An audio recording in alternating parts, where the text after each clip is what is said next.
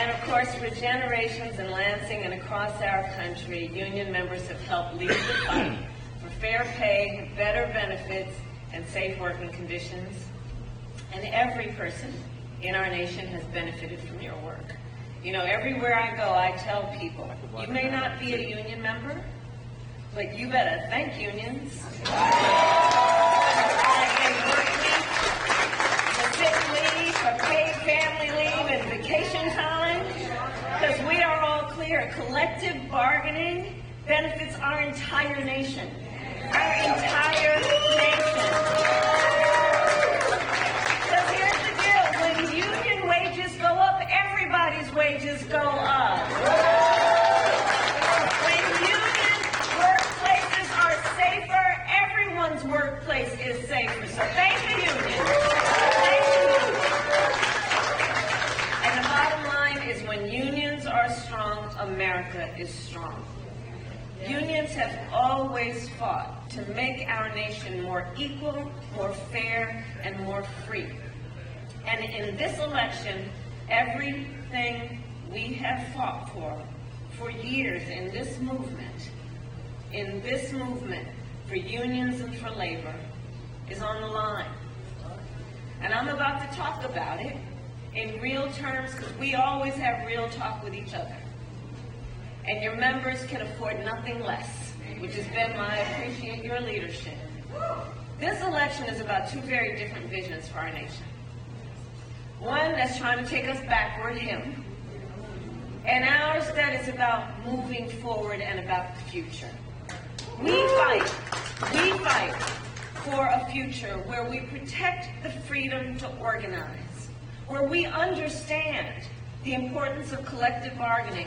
You know, I sometimes say to young people, and by the way, have you noticed how when you look at the polling, younger workers coming into the workforce, they get it, and they understand the power and the nobility of unions? And I always say to people, look, here's the thing about collective bargaining. Everybody should want that when there's a negotiation, the outcome would be fair, right? Who's going to argue with that? Everybody should want that. That there will be a fair outcome in a negotiation. All right, so if we start from there, all reasonable people, then let's think about it. If you're talking about the worker, the one worker, trying to negotiate against the corporation, is that outcome going to be fair? No. The disparity in power is too great. So collective bargaining, it's a simple and important point.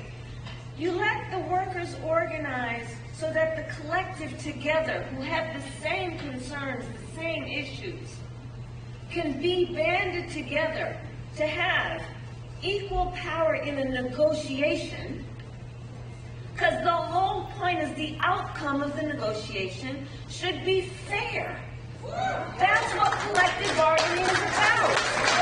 That's what unions are about.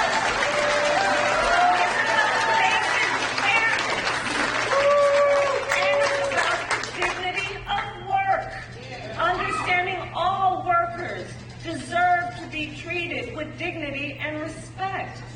That's what we're talking about when we talk about this movement and the strength of the movement and the importance of keeping it going.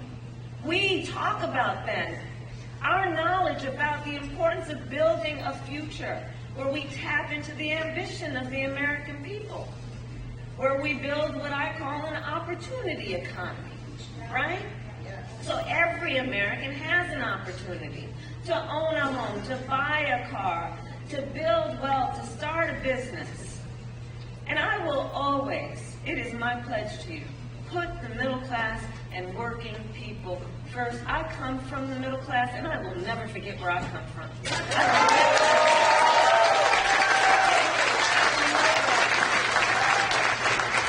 Hard work is good work. Hard work is good work and must receive the value to which it is due, which means understanding the value of the worker.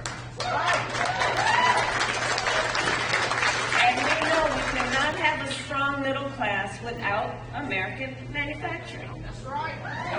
Over the last 3.5 years, we brought manufacturing back to America, creating 730,000 manufacturing jobs.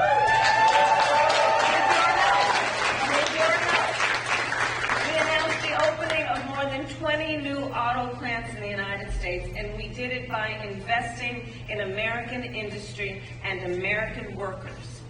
And I will make sure America, not China, wins the competition for the 21st century.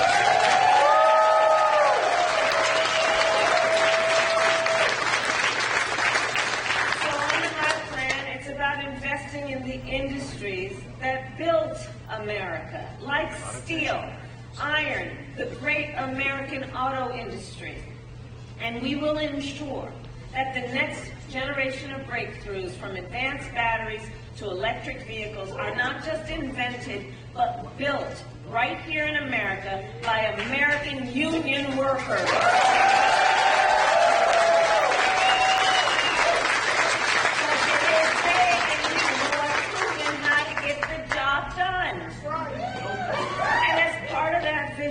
We will invest in manufacturing communities like Lansing. We will retool existing factories, hire locally, and work with unions to create good-paying jobs, including, by the way, jobs that do not require a college degree. And I'm going to tell you why. Because I'm really clear that a college degree is not the only measure of the skills and experience of a qualified worker, and we need to understand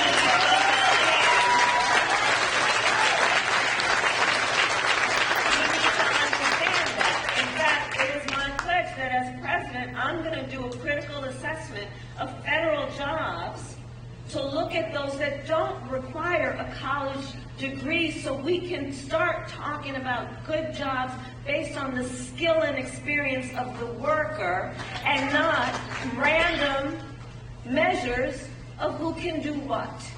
And I plan on challenging the private sector to do the same.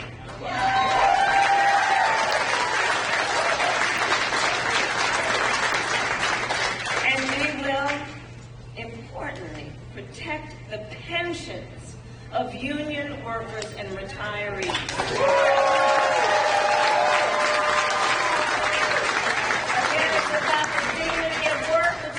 The dignity of retirement. After a lifetime of working hard, let's talk about the dignity of retirement, the dignity of aging. And that's why, as Attorney General, I sued the big banks to return hundreds of millions of dollars to workers and their families after their pensions were mismanaged. This is not new to me. I've done that work. As a United States Senator, I pushed for legislation to rescue workers' pensions without cutting the benefits that workers had earned. And as Vice President, I worked alongside then Secretary of Labor Marty Walsh, and we, for a year, worked on what we needed to do with the federal workforce, which was in our direct power, to increase the ability for collective bargaining and to ensure that they have all the resources they need to grow in terms of organizing. As Vice President, I also helped to do the long overdue work to protect the pensions of more than 1 million union members. And yesterday, I announced the protection of the full earned pension benefits of more than 22,500 union workers.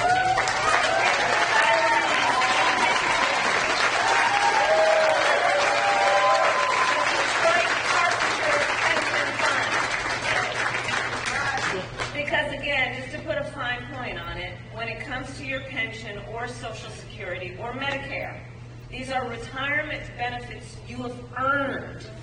This is not about a giveaway. You've earned it.